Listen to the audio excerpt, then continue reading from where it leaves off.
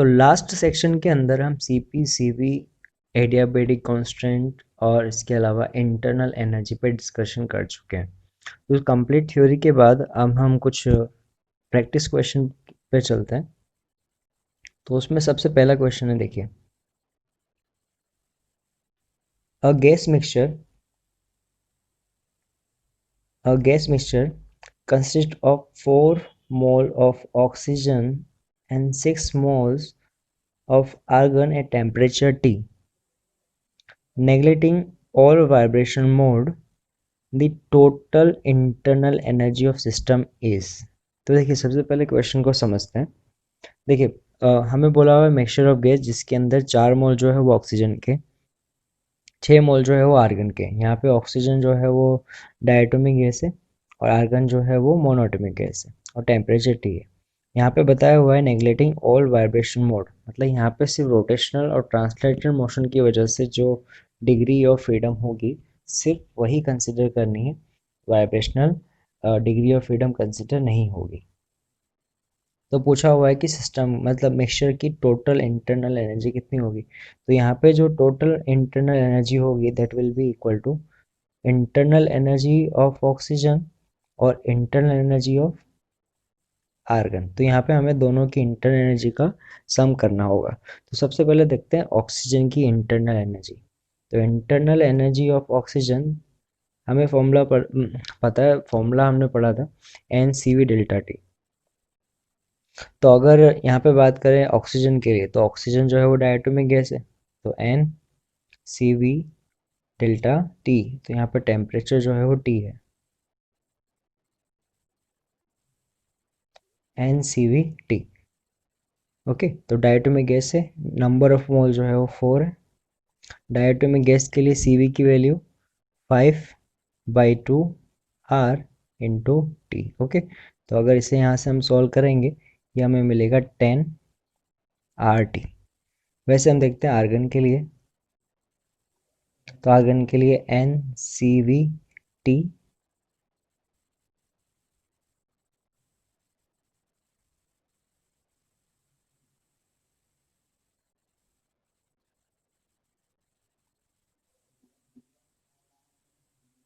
Okay, number of moles जो है वो हमें दिए हुए हैं यहाँ पे 6।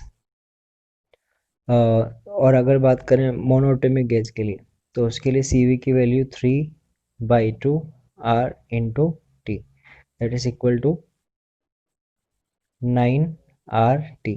तो अगर इन दोनों का हम सम करेंगे 10 + 9 दैट इज 19RT, यानी हमारे पास आंसर जो आएगा वो हो जाएगा D। ओके, तो टोटल 19RT होगी मिक्सचर की इंटरनल एनर्जी। ओके, तो अब यहाँ देखते हैं question number 2। Question number 2, ideal monoatomic gas is taken through process dq is equal to 2du। Okay, dq यहाँ पे अमाउंट ऑफ हीट ट्रांसफर है और du जो है यहाँ पे इंटरनल एनर्जी में चेंज है। The molar heat capacity of process is. तो यहाँ पे हमें बोला हुआ है कि मोलर हीट कैपेसिटी कितनी होगी अगर dq हीट ट्रांसफर जो है that is double of internal energy change. तो देखिए हमें यहाँ पे बोला हुआ है dq is equal to 2 of du। ये आपके पास हीट सप्लाई है तो ये फॉर्मूला यहाँ पे होगा वो होगा NCDT। ओके, और यहाँ पे 2।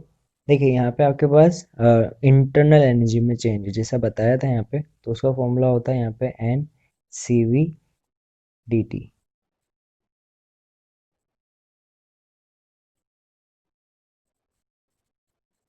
ओके, तो यहाँ से ये चीज़ें जो है वो हमने सॉल्व की तो हमें रिलेशन मिला C is equal to 2CV। देखिए क्वेश्चन के अंदर जो हमें गैस दी हुई है वो मोनोएटॉमिक गैस है और मोनोएटॉमिक गैस के लिए जो CV की वैल्यू होती है वो होती है यहाँ पे 3/2 RT, सॉरी 3/2। तो अगर इसको हम सॉल्व करेंगे तो यहाँ से हमारे पास आंसर आ जाएगा 3R, यानी प्रोसेस के लिए जो specific heat molar heat capacity जो होगी वो हमारे पास होगी 3R। ओके, तो molar heat capacity for the process is 3R. तो अब डिस्कस करते हैं क्वेश्चन नंबर 3। तो गिवन क्या है देखिए, gaseous mixture enclosed in a vessel consists of 3 gram mole of gas X with gamma adiabatic constant 5/3 and some amount of gas Y with gamma adiabatic constant 7/5 at temperature T. The gas X and Y do not react with each other are assumed to be ideal. If adiabatic ratio gamma for the gaseous mixture is 37/23, the number of gram mole of Y is. Okay, तो question में हमें mixture के लिए gamma दिया हुआ है और दो गैस दी हुई है एक्स और वाई। देखिए अगर यहाँ पे गामा की वैल्यू कंपेयर करें, यहाँ पे एक्स जो है वो मोनोएटॉमिक गैस है और वाई जो है वो डायटोमिक गैस है। ओके, तो हमें मिक्सचर के लिए गामा दिया हुआ है, तो पूछा हुआ है कि बताए कि वाई जो है उसके नंबर ऑफ मोल्स कितने होंगे। तो देखिए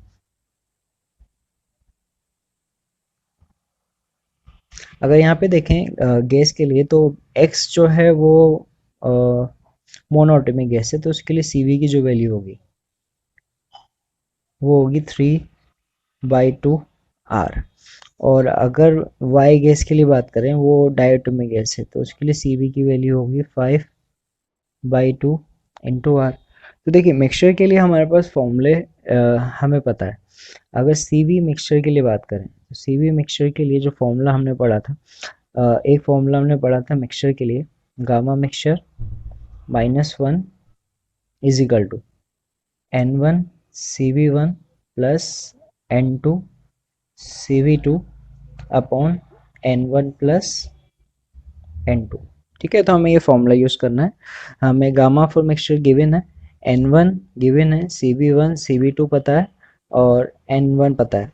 ओके, तो N2 की वैल्यू इस फॉर्मूले में रख के निकाली जा सकती है। वैल्यू पुट करते हैं उसकी, R अपॉन गामा की वैल्यू हमें गिवन है 37/23 -1 इज इक्वल टू N1 है हमारे पास 3 और CV1 जो है वो है 3/2R plus N2 5/2 into R upon 3 plus N2।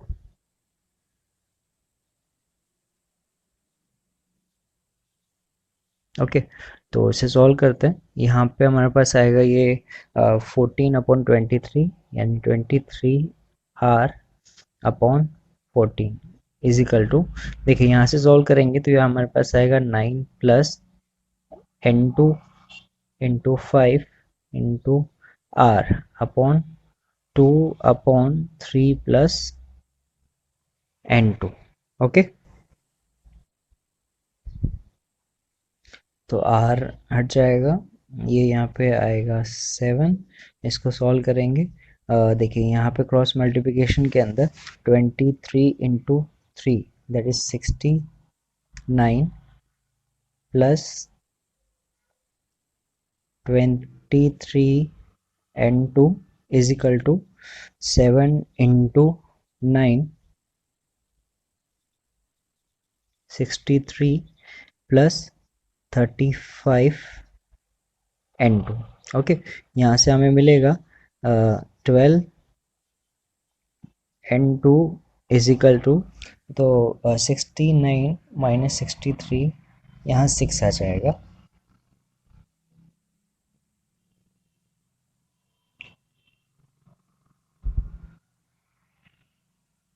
तो यहाँ हम देखेंगे तो N2 की वैल्यू आएगी N2 6/12 दैट इज 1/2 0.5। ओके, तो यहाँ पे हमारे पास जो N2 मिलेगा वो मिलेगा 0.5 ग्राम मोल।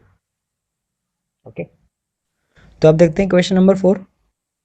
क्वेश्चन नंबर 4 में गिवन है 5 mole of hydrogen are mixed with 2 mole of hydrogen to form a mixture. Take molar mass of helium 4 gram and that of hydrogen M2 2 gram, equivalent value of adiabatic constant. देखिए यहाँ पे जो gas helium दी हुई है that is monoatomic gas and hydrogen is diatomic gas. Okay, तो यहाँ पे हमें एडियाबेटिक कांस्टेंट निकालना है मिक्सचर के लिए, तो इसके लिए फॉर्मूला हमने लास्ट क्वेश्चन में भी देखा था, तो वही फॉर्मूला यहाँ पे यूज़ करेंगे। तो इसमें हम सबसे पहले जो है वो मिक्सचर के लिए सीवी निकाल लेते हैं, और उसके बाद मिक्सचर सीवी जब हमें मिलेगा तो उसमें हम फॉर्मूला लगा लेंगे गामा मिक्सचर का। तो देखिए सीवी मिक्सचर,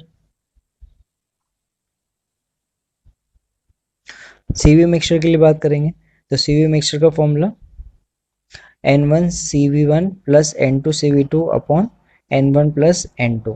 तो यहाँ पे उसकी वैल्यू हमने पुट की, N1 5, CV1 3/2R, N2 2, CV2 5/2R, N1 plus M2 यहाँ रखा हमने।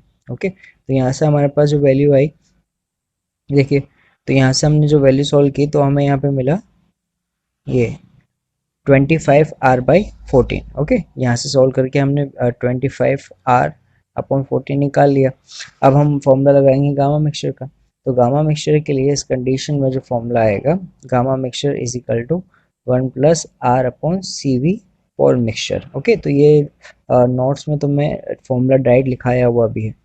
तो 25R/14 जो है उसको यहाँ पे पुट करेंगे हम, जिसको हम जब सॉल्व करेंगे, है ना, 1+R/25R इंटू 14, तो हमारे पास वैल्यू जो आएगी वो आएगी 1.56, यानी इसमें आंसर जो आएगा वो आएगा